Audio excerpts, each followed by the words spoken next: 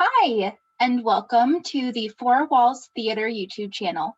I'm Gina Marie Drop, the Director of Development, Marketing, and Patron Services for Four Walls Theater. Today, I have the honor and privilege of interviewing Diana Burbano, who is our resident playwright right now, putting up the show Ghosts of Bogota. I'm going to talk a little bit about ways that you can follow Four Walls Theater and what we're doing at the top, and then we'll get into the interview. You can follow us on our Twitter, which is at FOUR Theater. You can follow our Instagram, Four Walls Theater, and our Facebook page, Four Walls Theater, where you can find the event for Ghosts of Bogota, as well as ticketing information on our Eventbrite. Ghosts of Bogota will go live on this channel May 23rd on YouTube Live, streaming at 8 p.m. Eastern, 7 p.m. Central, and 5 p.m. Pacific. Four Walls Theater is a socially responsible theater founded in the face of the COVID-19 crisis. Not only do we want to create art for patrons at home to view and enjoy the live theater experience, but we also want to give back to charitable companies. And Diana is going to talk a little bit about Raíces, which is the Refugee and Immigrant Center for Education and Legal Services, in a couple of moments, and that is the charity that we are paired with for this production. Diana Burbano is a Colombian immigrant, a playwright, an equity actor, and a teaching artist at South Coast Repertory and Breath of Fire Latina Theater Ensemble.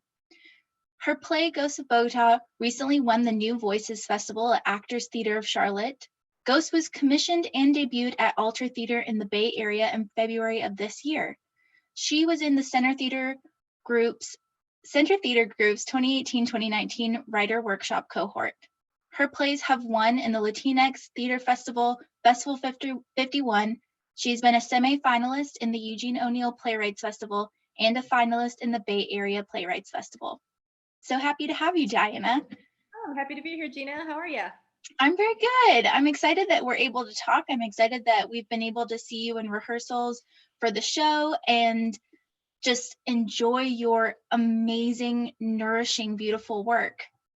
Thank you. Well, I always love just going into rehearsal and watching actors really bite into the work, because to me, it doesn't exist until it's got actors in it. And it was a joy to be in rehearsal with them the other day.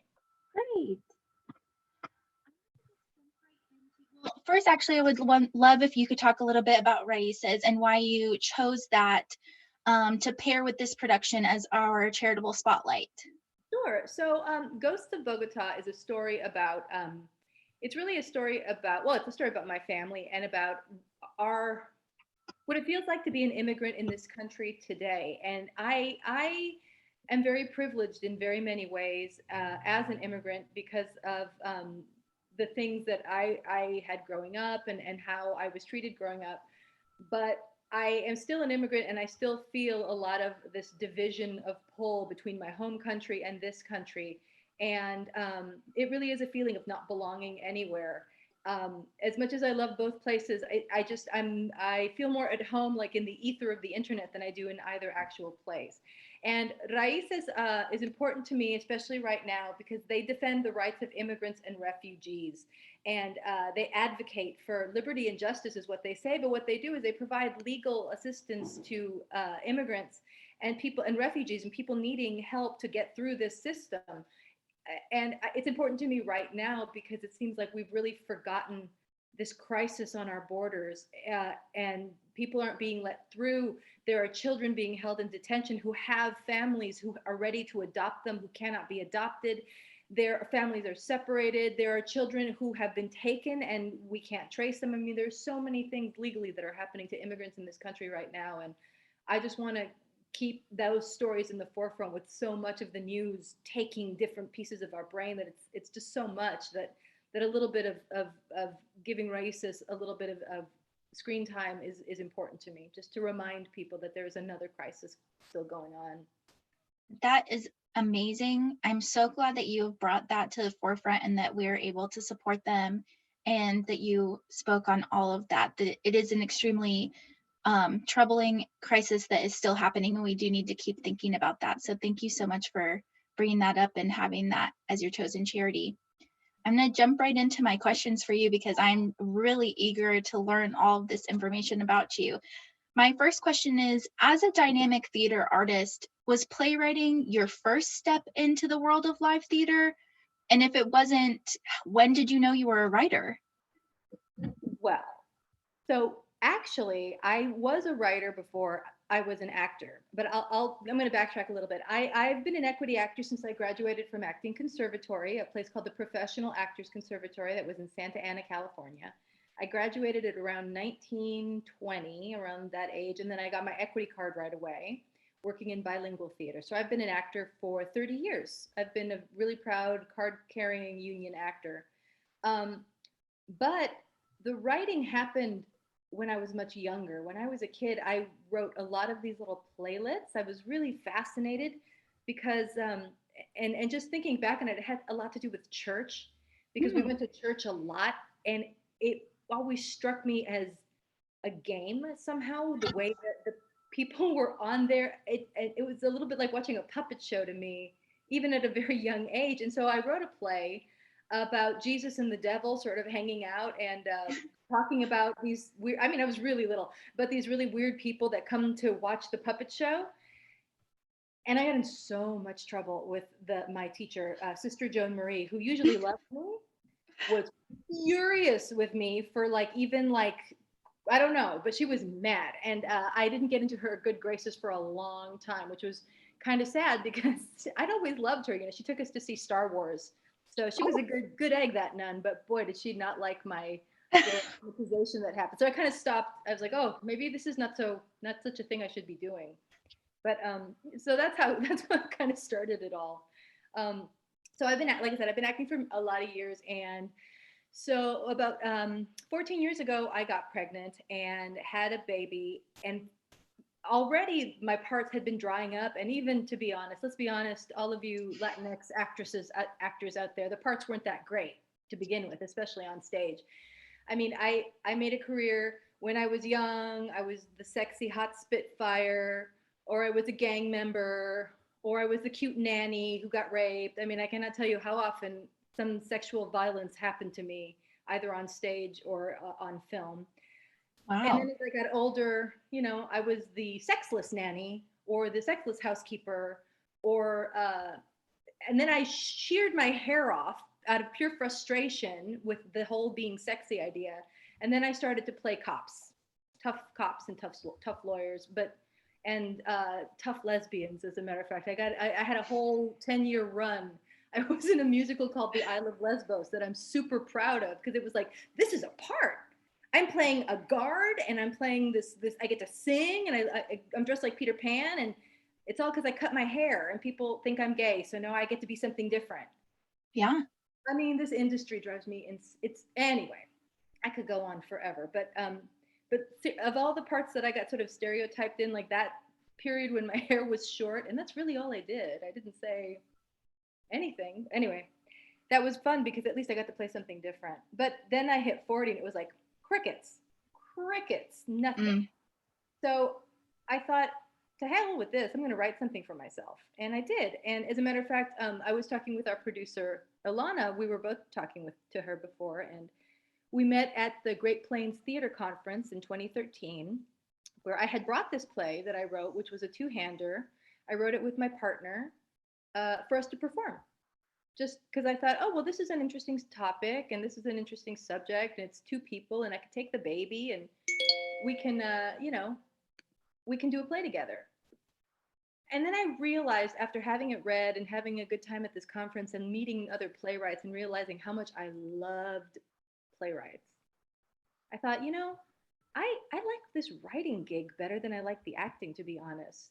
I like creating parts. And so the more I've done it, the more I've come to realize that I like giving parts, especially to women who, like me, are starving for interesting female characters to play.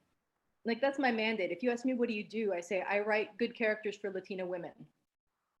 I have to absolutely agree with that and say that everything that you're saying makes so much sense to me, in having read your work, and that all of your acting experience and what you wanted to see and what you or yearning for, or what you did get, it reads so well in your work because you write these really, every single character is dynamic. Every single character has true intention, and that really comes through in your work. So I think that it has definitely generated that. Your acting has played into your writing in a really wonderful way. Thank you. Thank you for saying that. Yeah, I try really hard to um, make my characters, and I teach a lot too, and I really emphasize this with my students. I say, when you bring a character into the world, they have to be round.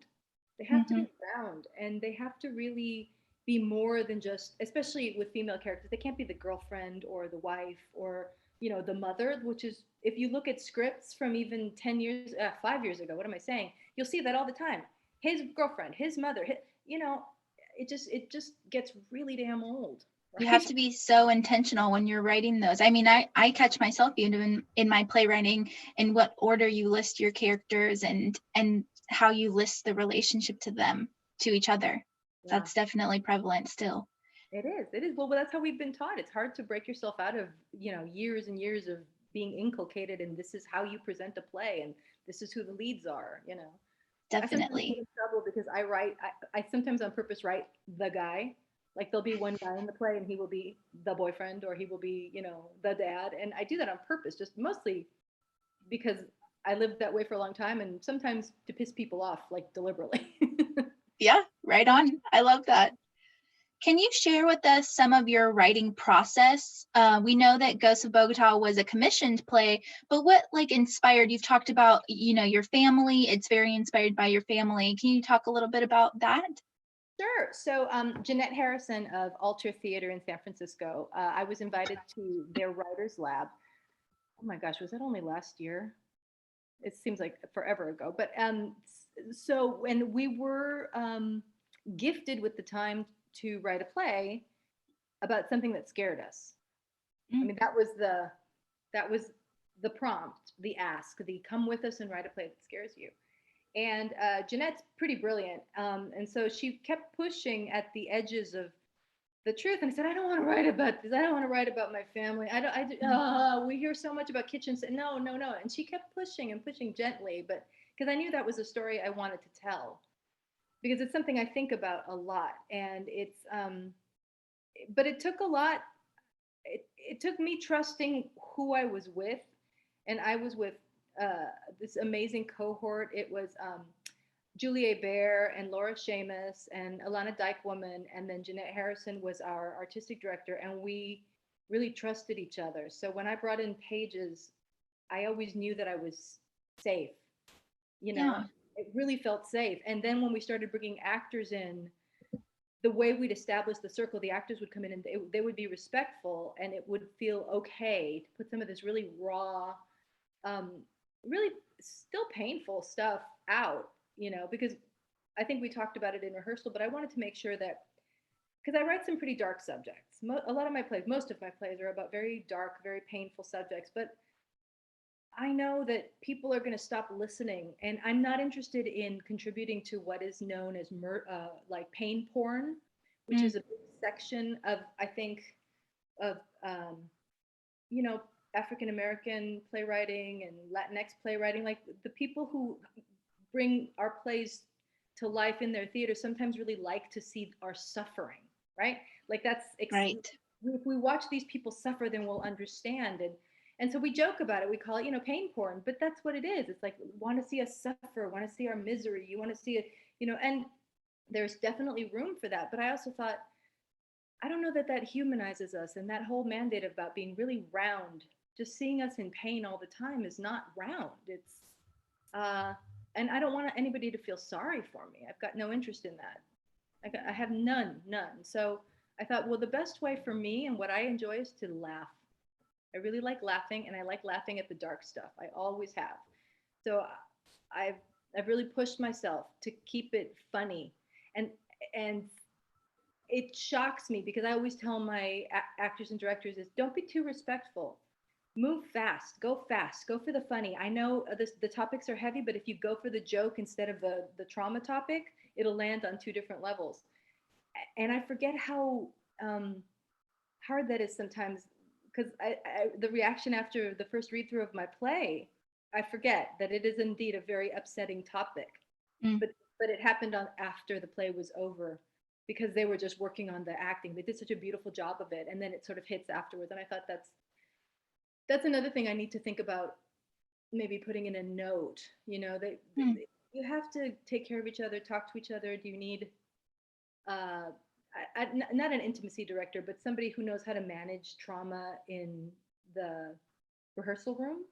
I mean, right. sometimes it's a director, but sometimes it's a dramaturg, and sometimes it's a specialist in that, especially around the topic that my play is about, um, which is, about a lot of sexual assault and uh, really tough topics that I find when I open the discussion up after a read through, especially of this play, that I hear a lot of, oh, yeah, well, that happened to me, or yeah, that happened in my family, or oh, totally, I know that happened to my grandmother. And I I think that's another thing I have to remember, from to take care of people as well. I mean, I'm sort of removed from it now, so I know that it's funny and I know that it works, but then I have to remember you also have to care for the people who are marshaling your work out into the world so they don't feel pain as they do it.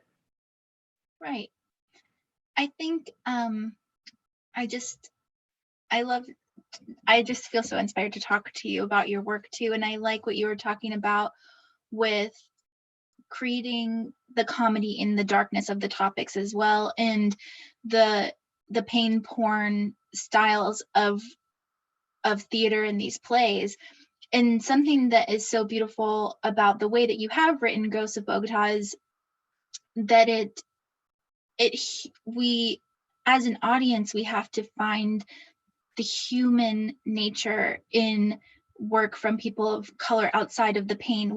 That's, you deserve to be seen so much before that and beyond that. And we you deserve to be seen enjoying yourselves as well. And I think that that is something that is so magical about your play, is that these characters, these siblings, are enjoying themselves. They are living and breathing in those moments of sibling, fights, and the return to their home, and navigating all of that together with joking and prodding and pushing each other, and laughing with each other to move through the trauma. And we need way more of that. Audiences need way more of that. So it's so great that you're writing it.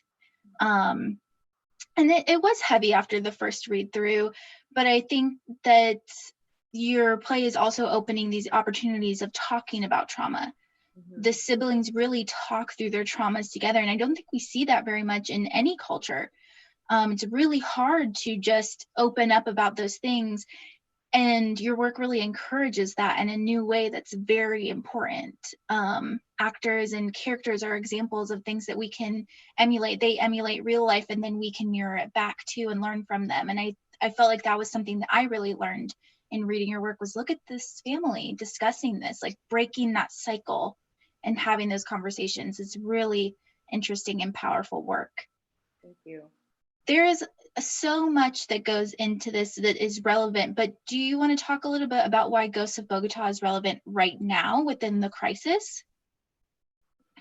Well, I mean, to me, we talk about sexual assault and molestation, and it still feels, um, how do I put this? There is some talk about it, and people have discussed it. And I think we're maybe in this country, and I don't know how it is in Colombia because obviously I don't live there, so I don't really know. But we're a little bit more open to talking about it. Or maybe that's just me because I will just be like, I'll talk about anything. I'll talk about all. You want to hear about all of it? And people are like, no, God. But what I find really painful still is that this topic in the Latino community, we don't discuss it as much, and there is a sort of tacit, you know, better not heard. Let's just not talk about it and then it will be fine.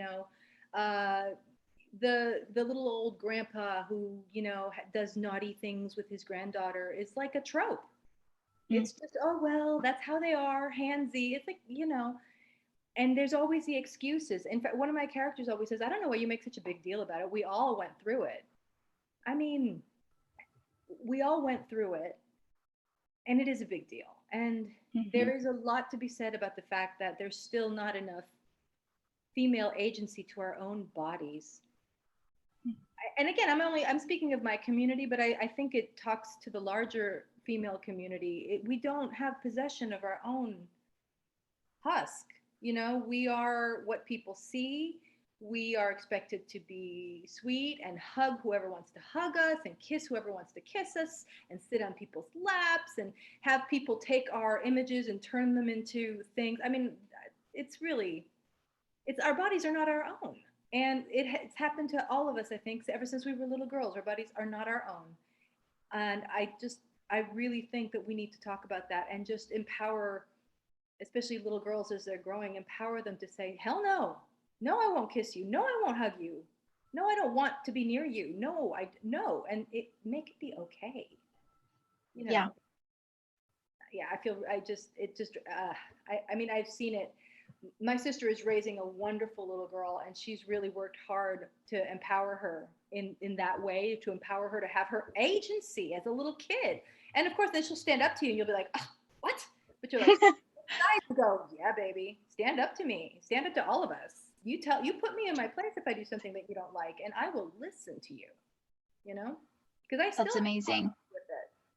You know, so I still am like, oh, I don't want to hurt their feelings. I mean, and then I go, no. You know that thing that you do, like the way you are brought up is kind of your first reaction, and then the way you want to behave is your second reaction. So I would Yes. be like, okay, moving on, moving forward, pushing through. But it's still hard. It's really hard. It's hard to take something that's so just embedded into your soul and rip it out of there. I am not personally a parent, but I work with kids in a home situation, and it's a lot of it is like swallowing your own pride and like admitting when it's like, actually, I shouldn't have done that. Actually, let's do it like this.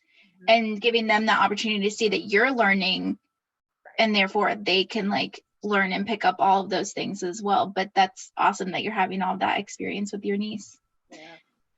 Ultimately, with this performance going up, and I'm sure it's going to be going up in lots of places in the future and has been produced before, what do you hope when audiences watch this show? What do you hope they're taking away from it? Well, I hope they open up to this conversation. If there's something that was locked in, that somebody can open their mouths and say, you know, something really similar happened in my family. I just feel that there's a lot of good to be done to bringing things out in the open. Um, if you feel safe to do it, of course, you know, you have to feel safe and empowered to do it. I also just want people to see that there's, this sounds so dumb that I even have to say it, but that like Latinas are intelligent and funny and can be really, uh, really ridiculous, fun people, and they're not what you see on TV or like, you know, I've always kind of hated the whole. Okay, so I'm going to go on a little rant. It's a mini rant, but the whole idea of like Latinx people are the telenovela types. It's just so reductive to me. It's really reductive because it's literally like I'm again the sex pot or you know the butch one or the criada who takes care of everybody or the mother. I hate I hate it. I think we exist on so many different planes, and it's just I'm not fond of the idea of reducing ourselves. So if people go away from my play going, wow, that character was really obnoxious, and I don't know that I liked her very much, but she sure was interesting, right? Like especially like the character of Lola, she's not lovable. I think she is lovable. You end up loving her. She's not really. She's really can be a bitch. I mean, she's mean and she's self-aggrandizing and she's kind of obnoxious and she hides things from other people. And I love seeing a character like that because it's like those are the women I know, you know. So I think Lola she's so dynamic, and one of my favorite things about her is that she's self-made. yeah, You know, she has made a name for herself that is going to last, you know, longer than her on this earthly plane. And I think that's amazing about her. And she does have sass, but she knows how to use it to get her way. And I think that, yeah, that's one of my favorite parts about her, is thinking about seeing, you know, people in the arts seeing themselves in her, and that, oh, she's made it completely. She has, and she's come from tragedy, from her own childhood tragedy, to become something.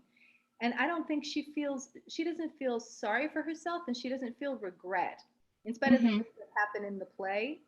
Um, but she's equipped. She has special equipment. Whatever it is that she has that lets her go forward, maybe some of other people don't have. And I think, I mean, I try to think about that a lot, because all of the characters in the play have had these things happen to them, and they all the female characters, and they all deal with it in very different ways.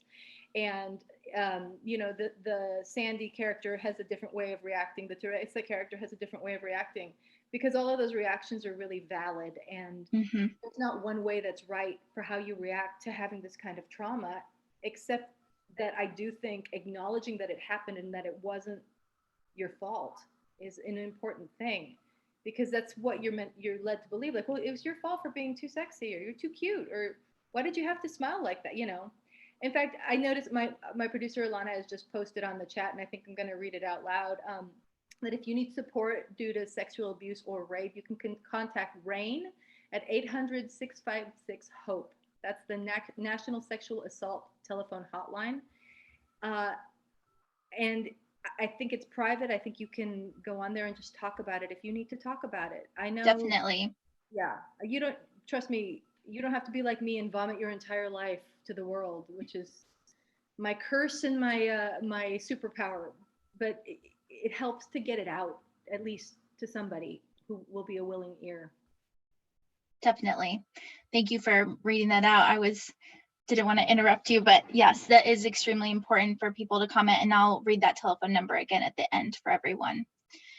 I hope the audience take all of that away as well. The discussion is so important, and important for healing as well, for anyone who experiences traumas like that, any traumas, but especially that like that.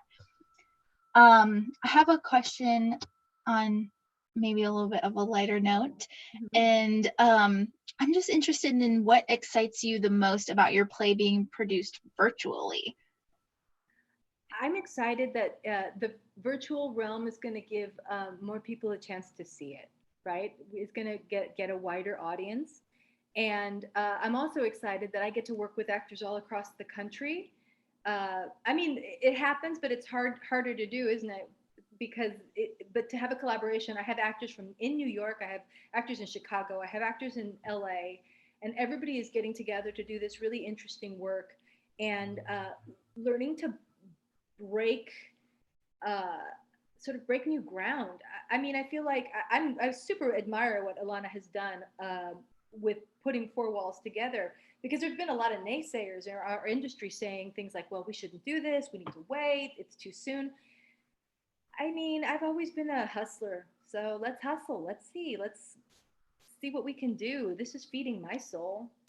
The creative, everyone in the arts thrives off of that creative process. And we saw a bunch of articles whenever Alana had first launched Four Walls, of people writing saying that virtual theater isn't real theater, and trying to simulate it isn't worth it, and all these things. But I mean, I think we've had a very different experience in our first show, and I think we're going to continue to see that in this upcoming show and everything we do in the future. I think that it's been ultimately breaking those borders of having who's directly around you versus working nationally is, I mean, it's a roller coaster, but it's really fun. You know what is the most confusing thing? Because I'm dyslexic, because I get the times wrong, so I have to really look. Okay, this many hours in front of LA, and this many hours, and then Central and Mountain Time, and Texas. It's like, what are you doing to me? I can't figure out the time. So that's been my big hurdle, and I have to confirm with people 2 or 3 times. Okay, so, but that's dumb. But it's funny. No, I mean, I've gotten really good at writing every time, figuring out who all is in what time zone in the cast and in production, and then writing out every single time. I feel like we're a very television is very like this time Central and this time Eastern, and like that's it. And it's like, well, there's people in a lot of other time zones that we have to, sometimes it's hard to figure those out. So I definitely understand that.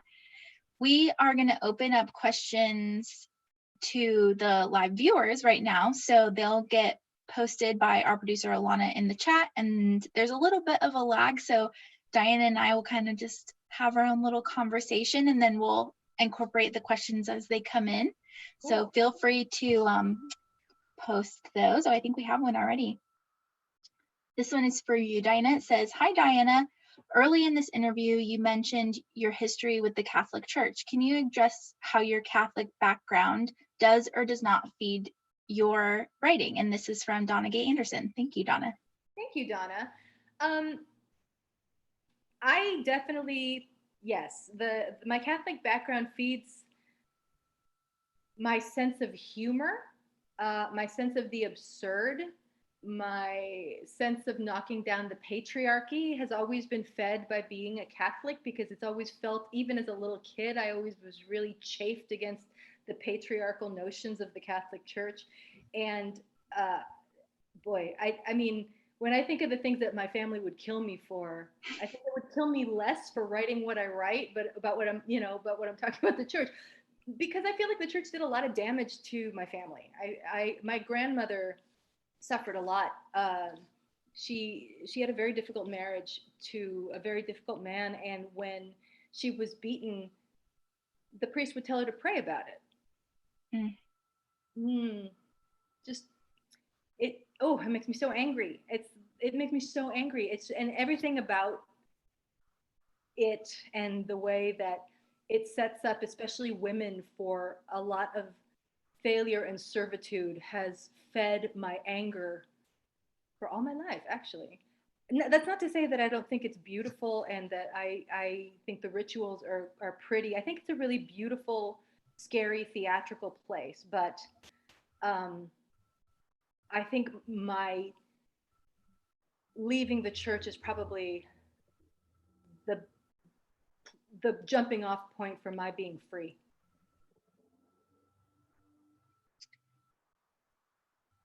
We have another question that's from, I'm so sorry if I mispronounced your name, Pangolin Lingonapol.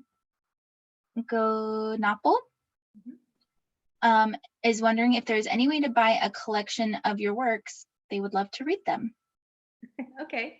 Hi, Pangolin. So some of my stuff is published. I am published over various short plays, and I have a few self things on Amazon that I publish myself. But most of my work is available on the New Play Exchange, which is New Play Exchange. Love the New Play Exchange. As a matter of fact, you can meet and read many, many wonderful plays by many, many wonderful writers. It's a clearinghouse, really, for brand new work. And to my eye, if you want to read really fierce work by people of color, you can go on the New Play Exchange, and there are some amazing writers. Jonathan Payne and Benjamin Benet and Caridad Svitch and Rachel Carnes. And I mean, there's so many great people on there. So you can, most of my plays are up there in their latest draft incarnations, and they're also available for any inquiries you might have if you want to find out how you can produce my work. Excellent. So New Play Exchange for sure to find Diana's work. Yep. We'll keep waiting a little bit for some questions to roll in due to the lag, but I'm